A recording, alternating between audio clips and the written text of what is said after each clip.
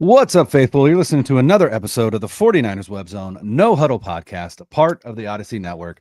I'm Brian Rennick. He's Al Sacco, and we are joined by, I got to say, John, probably our favorite guest, our favorite recurring guest, if you will. It's John Chapman of 49ers Rush. John, how are you feeling knowing that you get to go to Buffalo this weekend? Man, it's up and down. Obviously, I am not built for the snow. Let's just be very honest. I'm a Texas boy, but I have purchased multiple attire to just bundle up this game. So I'm super excited about that. Buffalo's always been one of those places I want to go just because I am attracted to the fan base and the tailgate and the cold climate. Like, it's just cool. So to visit it, I'm going to be all right with it. So I'm excited. I get to hang out with the man, Al. Are you kidding me? I'm gonna be there. Buffalo's a great town, man. My wife is from Buffalo, so we get a lot of roots there. It's a lot of fun. The food is unbelievable. You got to get roast beef on whack. You got to get some wings. Anchor Bar, Duff's is probably my favorite that I've had in Buffalo. Okay, but you got to do the food. This is good to know. To know, dude. I'll let you know everything you need to know when I'm there. But yeah, so tell them about where you're going to be on Saturday, and because here's the thing with John. If I know a lot of you guys are familiar with John Chapman. He's huge with 49ers content, but what he does for the fans with these 49er Rush events and just tell everybody what it is and what's happening this weekend. It's amazing. Well, like I said, I was a Texas dude that was a diehard Niner fan since I was 9 years old. And so whenever I was still coaching back in Texas, but I would like go to these Niner games by myself, but I didn't have anybody to like go with. So I'd just fly across the country to a Niners game. I'd show up with a smile and a six pack and make friends and what it was. And so like that kind of expanded, started the podcast about 8 years ago. And people are like, dude, can we come party with you? So a lot of the listeners want to come to a game, but they're coming by themselves. So we're able to create a space where it's like, look, man, we're going into a city, Buffalo. We rent out venues and we rent out these giant tailgate spaces. And we just try to create a place for Niners fans to get together in enemy territory. And now we've done, 40 plus of these events, and I'm more of an event planner than I am a podcaster, but that's okay. So Saturday in Buffalo, the day before the game, we're going to be at the Rec Room in Buffalo from 2 to 6 p.m. We do trivia, competitions, kids get in free all the time with a ticketed adult. We give out all kinds of stuff. I literally bring thousands of dollars of merchandise and just give it away because I think I became a fan because of a jersey, and I want to extend that. And you walk away from an event with something, it just changes your attitude, even if your team perhaps isn't that good that year. No specifics mentioned, but Saturday, Rec Room, 2 to 6 p.m. And then we have a tailgate set up just one block northwest of the stadium. Get your tickets, 49ersrushroadtrip.com. All you can eat, all you can drink, premium liquor, everything included. You pay the price, you get in, you win stuff, you meet 49ers fans. It's going to be incredible. 49ersrushroadtrip.com. So hope to see you. Or if you know anybody, go to Buffalo. Share the information. Say, hey, go party with this rosy cheek guy in the cold. They're going to be even more red the day of. I can guarantee you that. It's a high of 32. I think I saw on Sunday. And you never know Orchard Park what's going to happen. Ooh. It's going to be nighttime. It's going to be cold, man. Like that Buffalo cold. It goes through your bones, dude. Yeah. Like it's going to hit you different. Why do your games start so late? The game kicks off at 8:30. That's so late. That's so late. It's because it's a Sunday night game. It's different for me. So like my Sundays, you guys are done with football at what, 8:30? And like you're ready for like I'm the up till midnight. Over. Yeah. I'm like, so I mean, 1 o'clock till midnight, I'm watching football. And now, like I always say, like my wife can't get mad at me because technically it's a job for me right now. So that's what's up. I'm gonna milk it for as long as I can, but. Yeah, it's different, man. It's late nights on Sundays and Mondays too. I mean, you're watching games till midnight Sunday and Monday, and then you got to function the next day. So, anyway, I enjoy being a West Coast football watcher. I can imagine. I wouldn't mind getting up early. It's like when the London games are on here. You just get up at 9 in the morning, whatever it is, and you're good to go for the day. You know, I'd be all about that. And it's nice outside. It's not depressing like it is on the East Coast. John, you're gonna find out. You're just going to leave me to Al. I'm so sad. Find out. I was here for 48 hours and I'm so sad. It was gray for 48 hours straight. You're going to see what it's all about. That's all right. Bring it on. We were ending the show yesterday. And we said you were going to come on. And I'm like, because our show yesterday was not positive, but I mean, not even a little bit. So we said John's coming on and he's usually very optimistic. So we want to do sort of a state of the 49ers thing and just find out where you are in terms of the season in the future. Are you optimistic? Are you miserable? Are you somewhere in between? Where are you right now?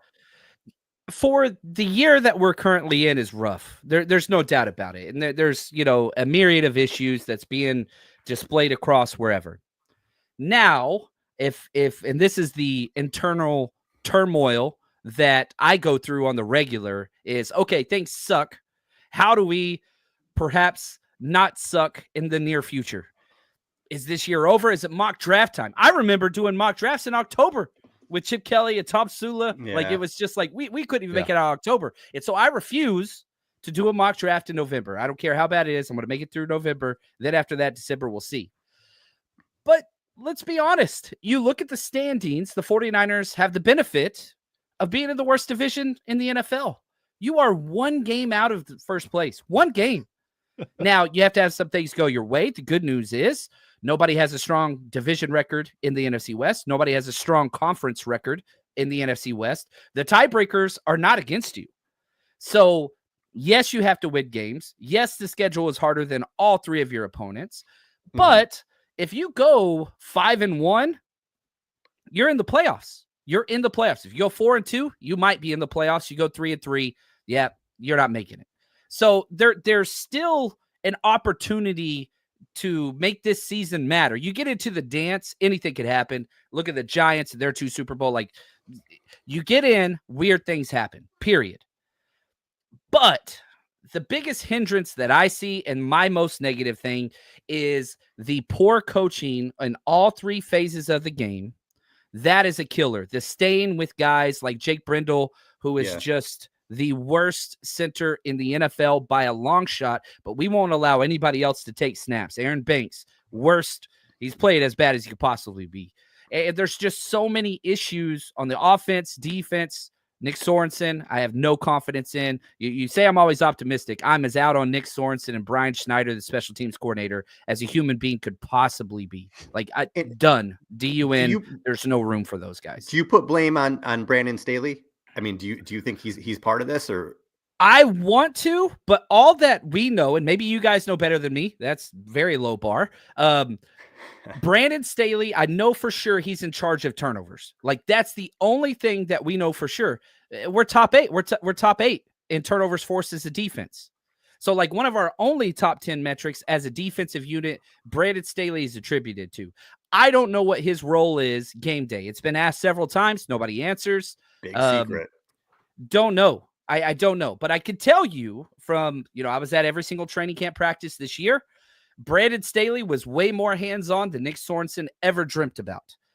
First coaches out every single day of practice was Brandon Staley working with the corners, Daniel Bullock's working with the safeties, and then Kusarek would be out there sometimes. But actually, KJ Wright, who's the assistant linebacker coach, was with Seattle for a long time. Those were the first 3 defensive coaches out there. And then Nick Sorensen would show up sometimes with his camouflage hoodie in the middle of the summer and his mullet sticking out. And he was always by himself with his play sheet. Like, not active, not hands-on. You see his personality in press conferences. I joke around and call him Pet Rock. That's the personality he has. And again, like, people say I'm positive. I'm not positive about this guy. I'm really, really not. And you look at the busted coverages. You look at the missed tackles. You look at the putting Isaac Yiadom in a cover 3 press in a 2-minute drill against the fastest player on their team, Christian Watson, and watch him get dusted. You're putting these players in constant positions to not be successful. Devondre Campbell, come on, man. Everybody can see D. Winters is better. It's just period after period after period. What did you do to Jair Brown, who was a promising player? Now I have no clue why he's getting so many snaps. Fred Warner went from defensive player of the year to just a guy. That goes on coaching to me. I wonder. Fred Warner is a great jumping off point, because the first 3 games of the year, and you're like, well, this guy is not only the best player on the 49ers, but he's the best defensive player in the NFL.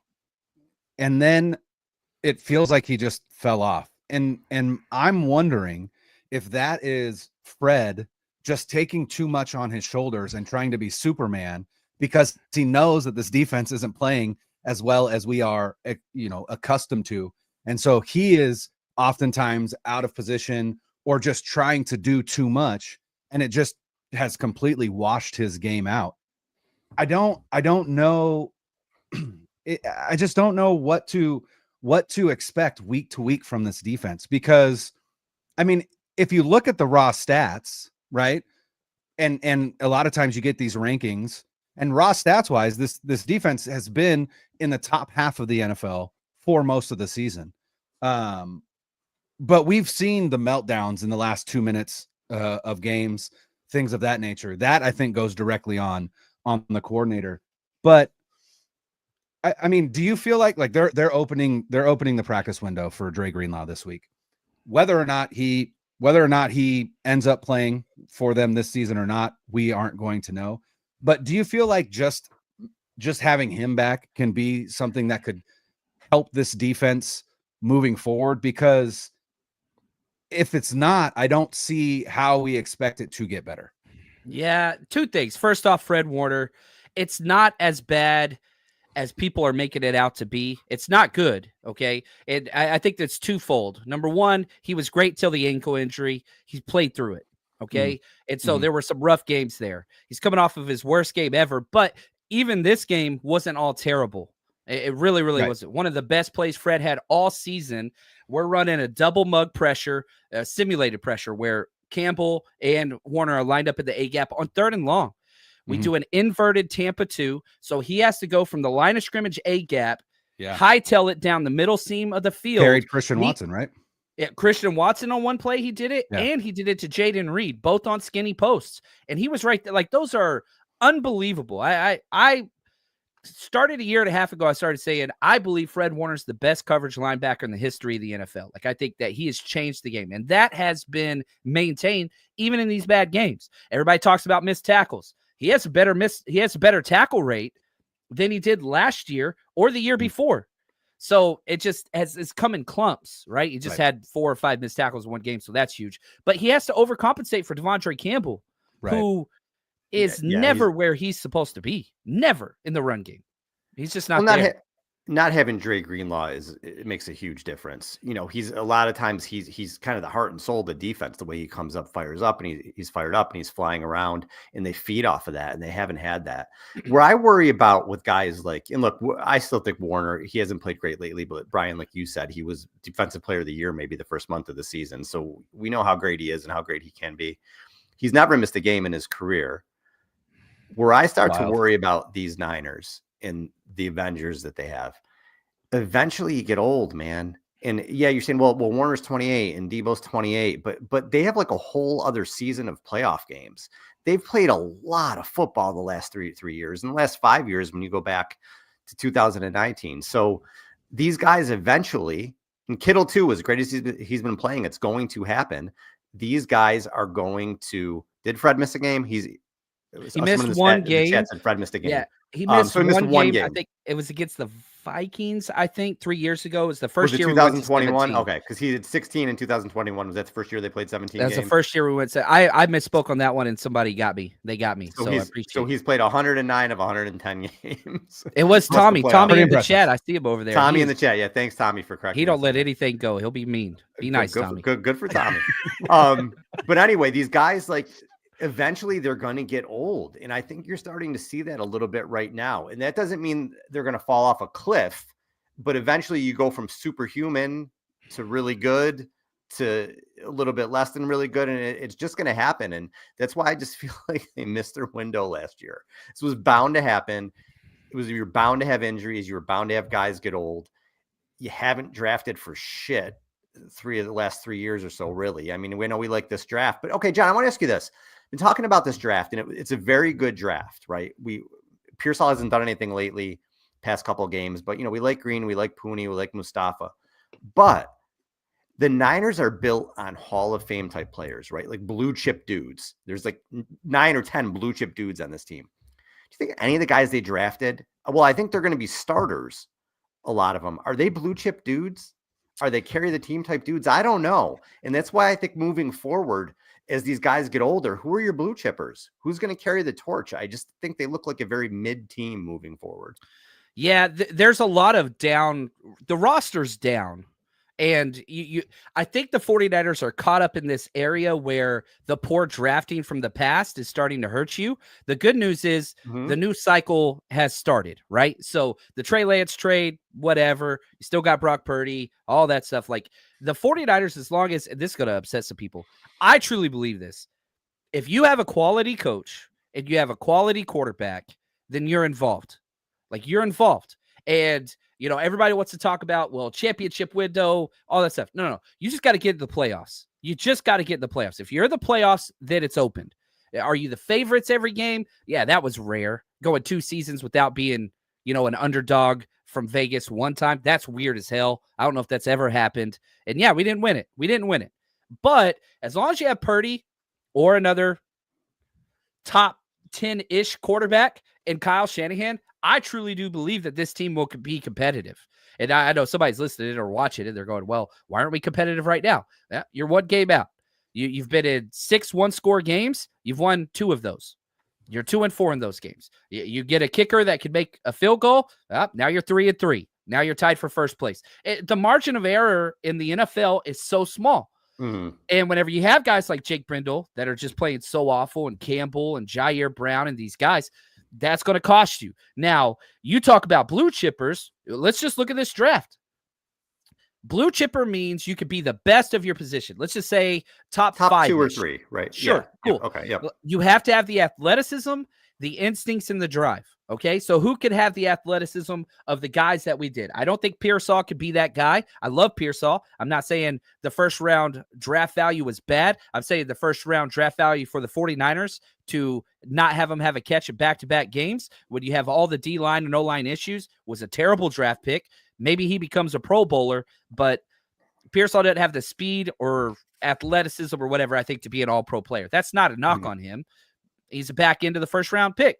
We'll see what happens. Now, Renardo Green, yes, he has the athleticism. Can he stay healthy? He's had 4 games he's been knocked out of the game, small nagging injuries, but that's a concern. I think Dominique Pooney and Malik Mustafa have the athleticism, the upside, and the consistent play already as a rookie. That's 2 blue chip players. You get 2 blue chippers out of a draft, you're fine. Like, that is awesome. So I think that it's there. I'm pretty much out on Garindo. He has more fumbles than gotten past the 30-yard line on kickoff returns on the season. Maybe something comes with that, but there's just some issues there. We miss on running backs. Jacob Cowan, we'll see. They don't trust him. Tatum Bethune, great run defender, but no. Maybe if it was the 1970s, Tatum Bethune. But you got a chance for 2.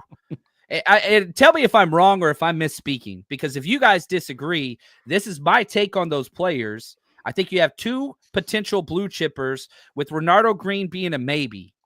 He's a maybe. Can he stay healthy? He just got toasted coming off his worst game. It was a really bad game too. Run, pass, man, zone. I mean, he went 0 for 3. He was like in the Devondre Campbell world of just bad games. So that's kind of how I see it. And if you get 2 blue chippers, that's a great draft.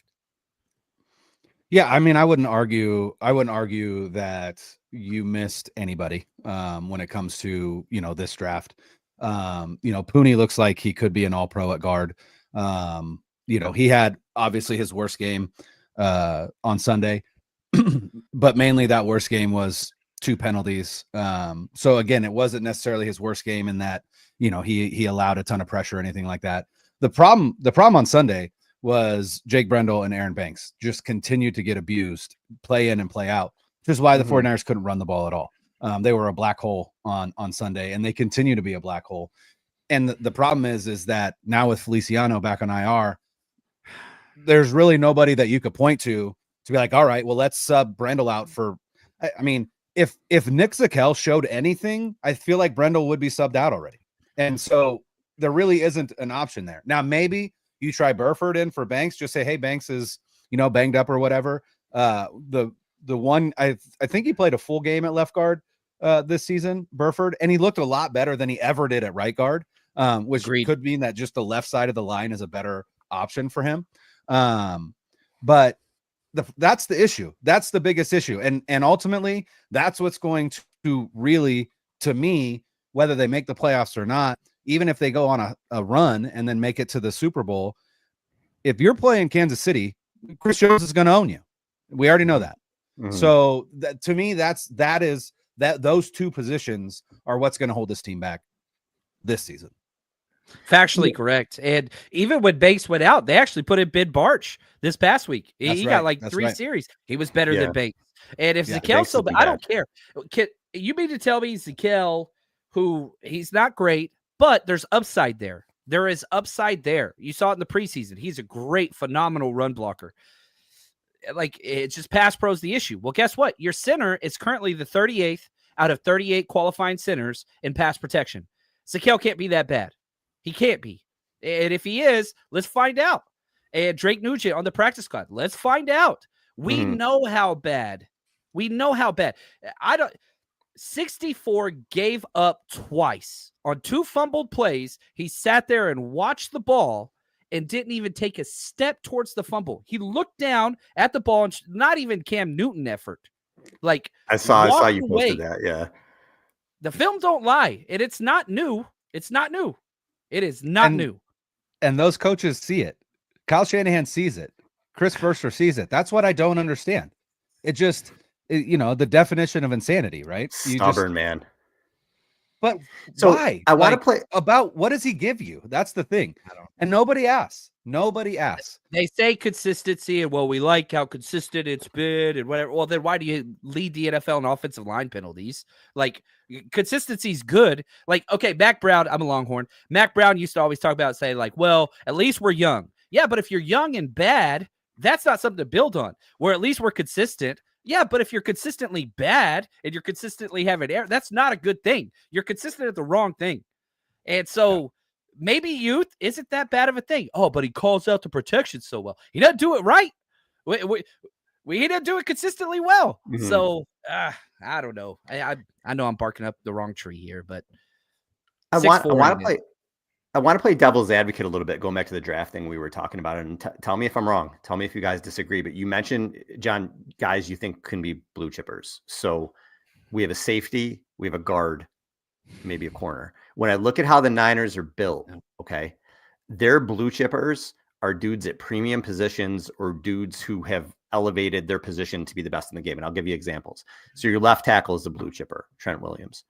Your tight end's a blue chipper. He's got the ball in his hands, George Kittle. Debo has had times where he's played like a blue chipper. Ayuk has had times where he's played like a blue chipper. McCaffrey's a blue chipper. These are guys who affect the game with the ball in their hands. You look at the defensive side of the ball.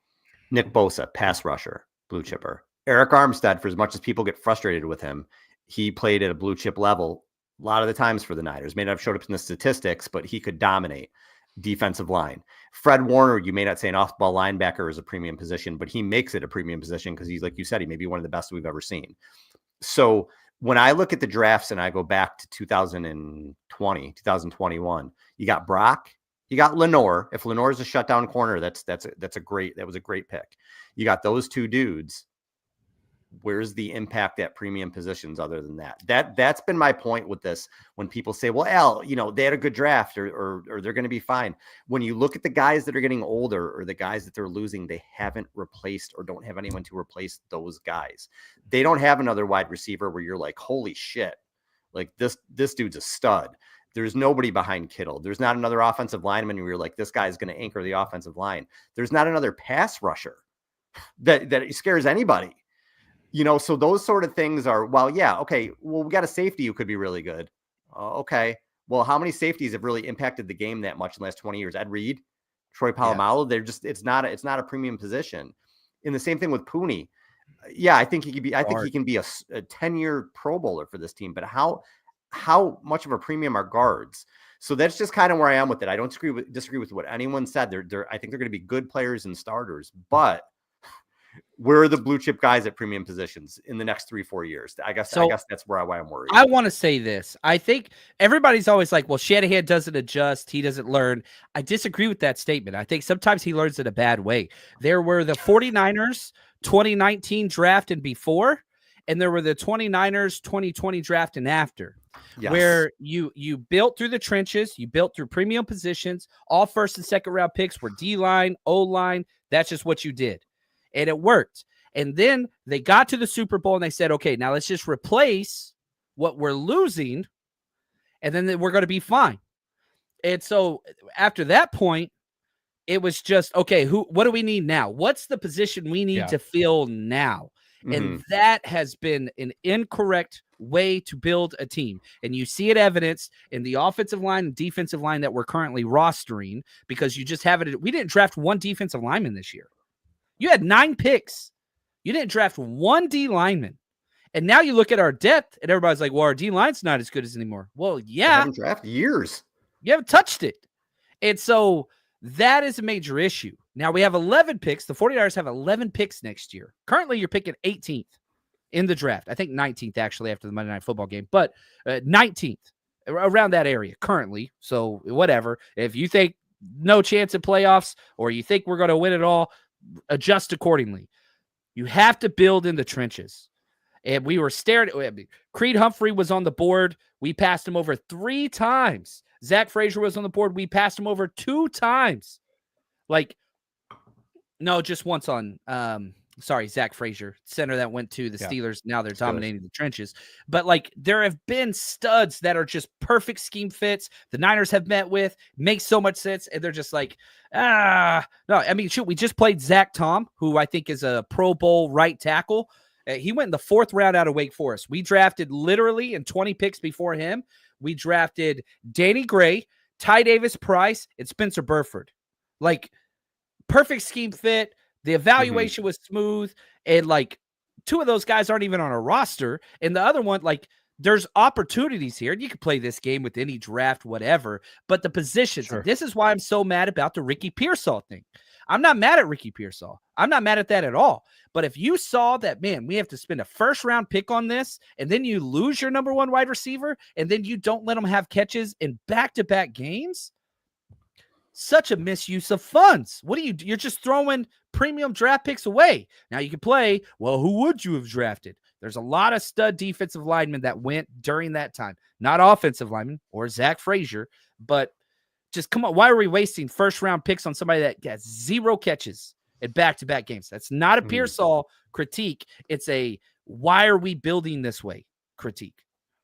Well, and I think that goes back to Shanahan's stubbornness in that he is not, for whatever reason, he cannot recognize the fall off of Deebo Samuel. He still thinks that Deebo Samuel is 2021 Deebo Samuel and game plans accordingly, which is insanity to me. And the thing is Pearsall would play, he wouldn't play X, he'd play Z like Deebo.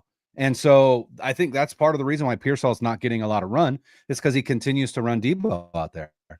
I would love to see, I would love to see 21 personnel where it's Juwan Jennings and Ricky Pearsall and not Deebo Samuel. Deebo's on the friggin' sideline because he's not showing or giving you anything anymore, but you continue to try and feed him.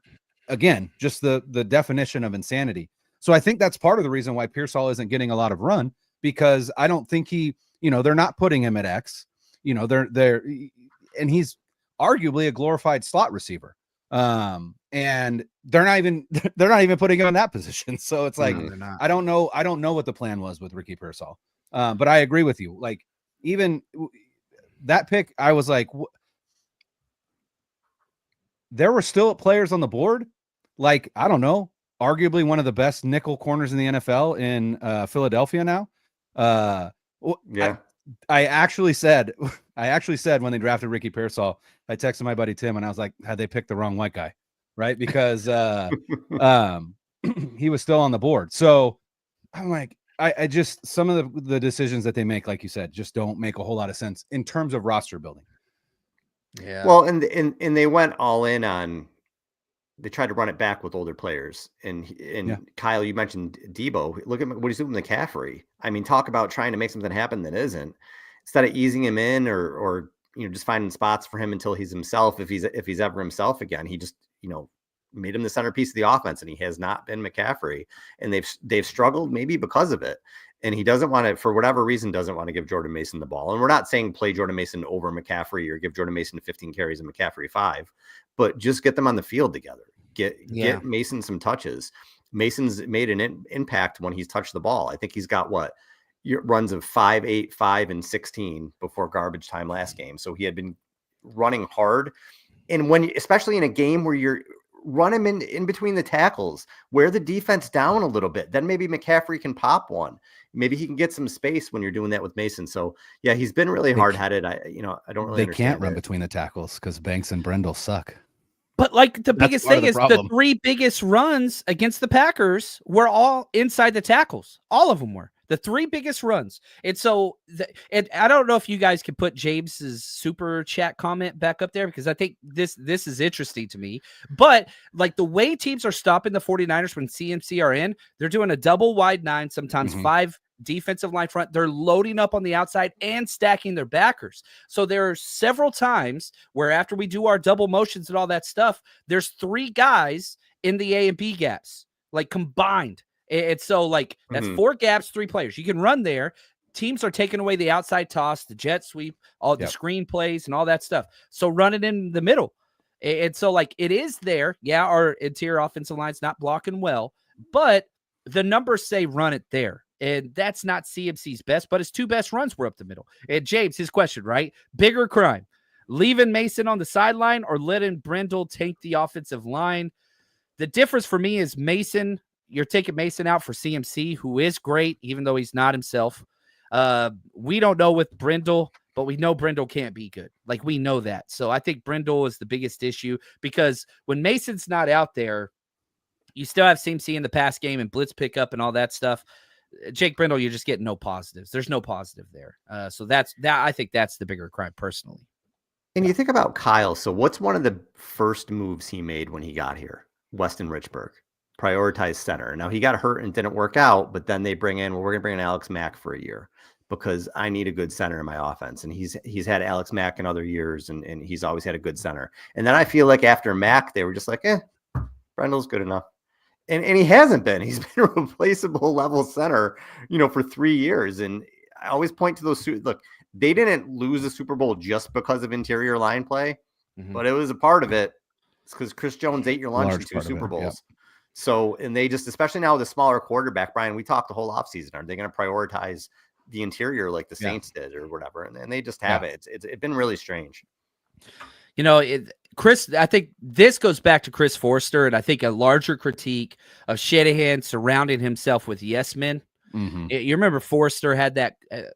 I love Chris Forster's press conferences where he's like, "Oh, well, if you just get all these offensive linemen that are right at average or right at that line, they don't have to be better than the line. They just be right at the line. That's enough."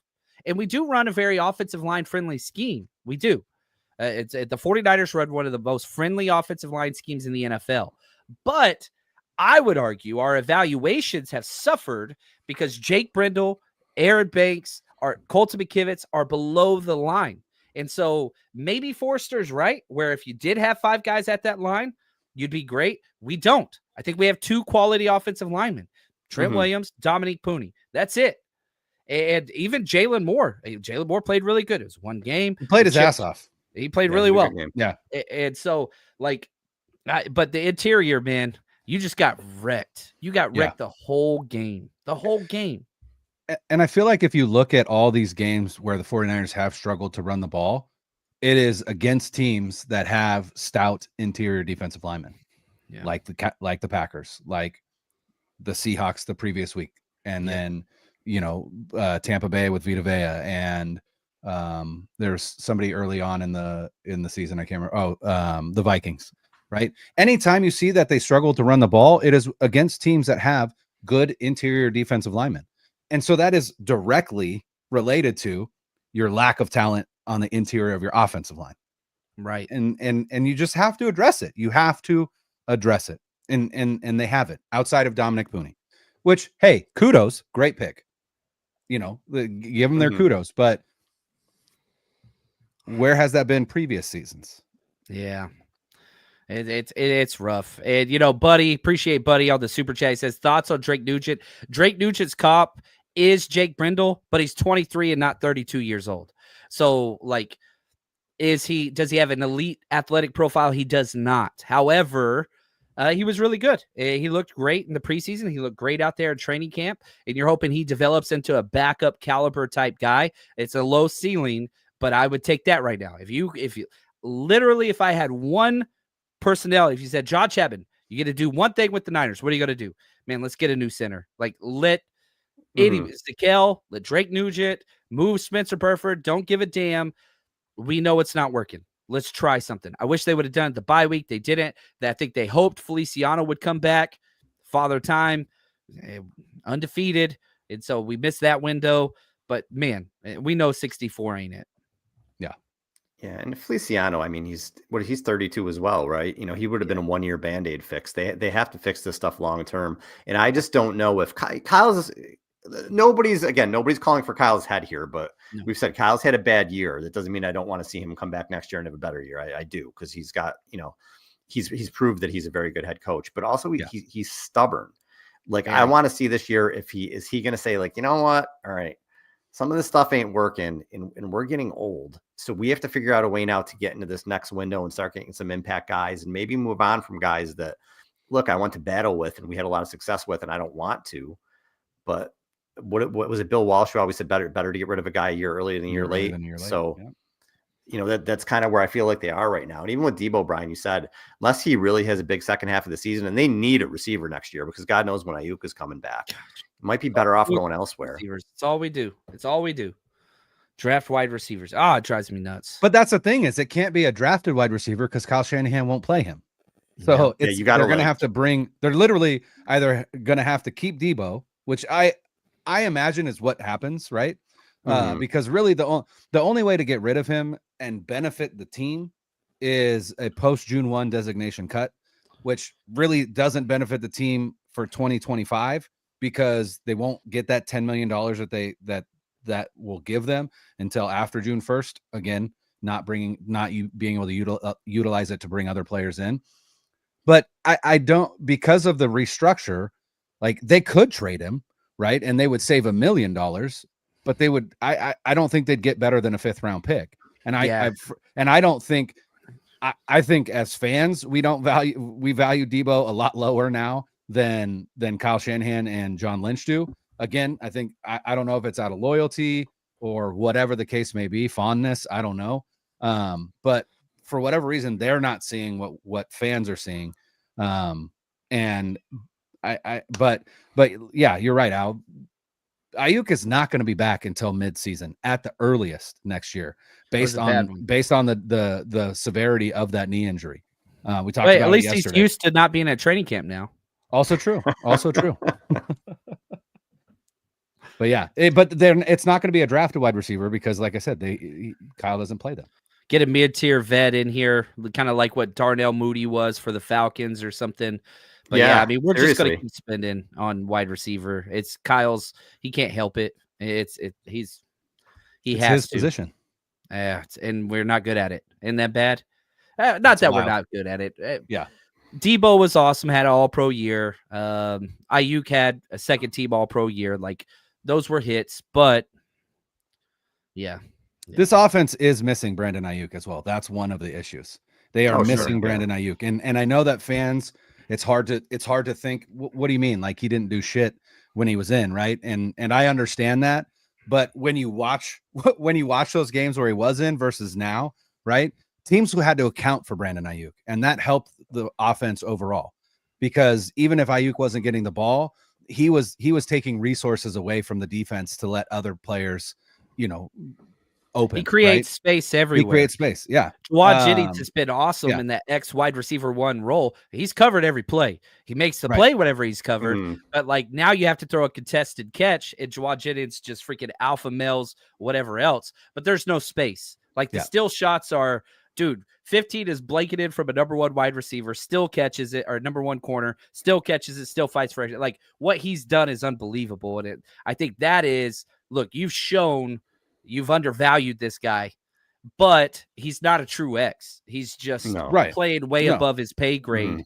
And you're right. There's just no space out there. And the one and guy that's creating defenses- space, you're not throwing it to, and that's Ricky Pearsall, who is getting open, by the way. Yeah. And defenses don't feel like they don't have to defend He the runs back a half of the 4-8. field. He runs a 4-8. You do not have to put shell coverage over the top Yep. of Juwan Jennings. Yeah. Nobody really threatens the defense down the field on this team right now. There's nobody that you're scared Chris of. Conley was the one guy they threw deep to this past week, right? In He's that the past fastest game, yeah. wide receiver. Yeah. That's scary. Maybe Cowing, but he can't line Cowing up right. is the fastest and wide blocking receiver. is the issue there. But- Yeah. Yeah, won't put him on the field. So Jake Brendel broke John Chapman. That's what it took. That's what it took to turn John Chapman into Al Sacco. That Jake is Brendel. factually correct. That is factually correct. Oh man.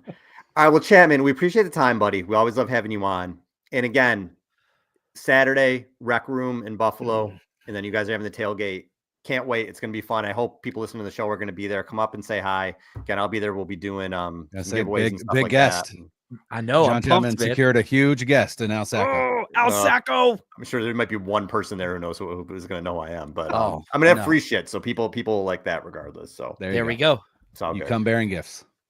All right. So John, we appreciate the time. We appreciate everybody for listening. Like, subscribe to both our shows. For Brian and John, I'm Al. Thanks everybody. Later.